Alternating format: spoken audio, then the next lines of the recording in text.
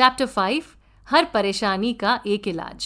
एक कहावत है कि डॉक्टर आपकी चोट पर दवा लगाता है मगर ठीक करने वाला ऊपर रहता है। ठीक करने वाले को हम अलग अलग नाम से जानते हैं, फिर हम उसे नेचर कहें, भगवान बुलाएं या सबकॉन्शियस माइंड कहें। आपको इस शक्ति का इस्तेमाल करने के लिए किसी धर्म, जाति या रंग के होने की ज़रूरत नहीं है।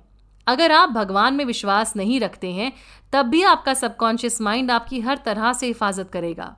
जिंदगी की ये रहस्यमय शक्ति सिर्फ इंसानों की नहीं बल्कि हर पेड़, हर जानवर, सृष्टि के हर जीव की देखभाल कर रही है। जब भी आप प्रार्थना करें तो अपने मन में ये सोचें कि जो भी आप चाहते हैं वो चीज़ पहले ही आपकी हो चुकी है। उदाहरण के तौर पर, अगर आप कोई तकलीफ या बीमारी से छुटकारा पाना चाहते हैं तो अपनी ऊर्जा को अपने सबकॉन्शियस माइंड की शक्ति की तरफ केंद्रित कीजिए। अपने डर पर ध्यान मत दीजिए।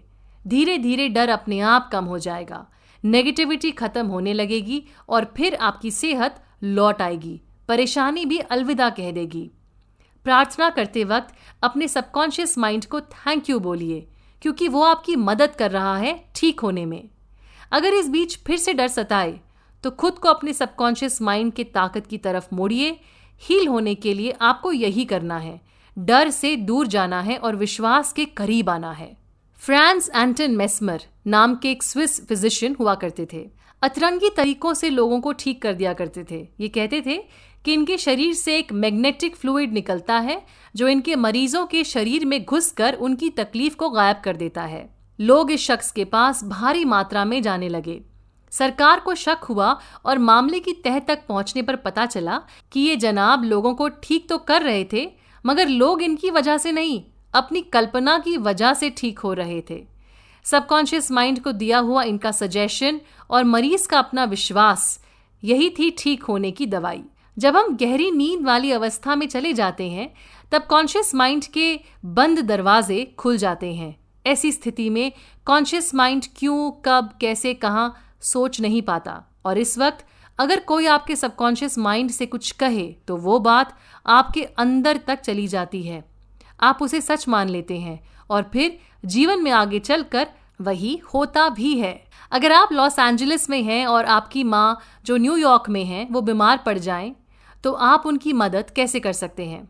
जब आप सेहत, खुशी, तंदुरुस्त शरीर के बारे में सोचेंगे और उनके लिए प्रार्थना करेंगे तो वो भी वही सोचेंगी जो आप सोच रहे हैं।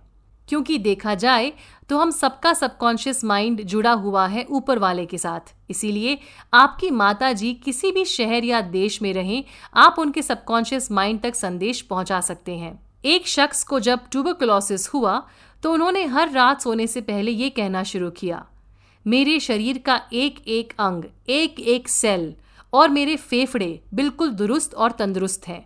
मेरा शरीर सेहतमंद है और ऊपर वाले की मर्जी से है। करीब 1 महीने बाद इनकी तबीयत पूरी तरह से ठीक हो गई। जब इनसे पूछा गया कि ये सोने से पहले ही अपने सबकॉन्शियस माइंड से बातचीत क्यों करते थे तो इन्होंने कहा कि जब आप सो रहे होते हैं तब भी आपका सबकॉन्शियस माइंड काम कर रहा होता है। इसीलिए आप उसे कोई अच्छा काम दीजिए जिसे वो रात भर कर सके।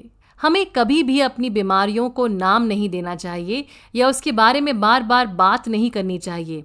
ऐसा करने से वो होगा जो हम नहीं चाहते या जिस चीज़ से हम डरते हैं। हमें वो बोलना है और सोचना है जो हम देखना और महसूस करना चाहते हैं। इसीलिए अपने दिमाग को हमेशा प्यार, शांति और खुशी की भावना से भरने की कोशिश कीजिए।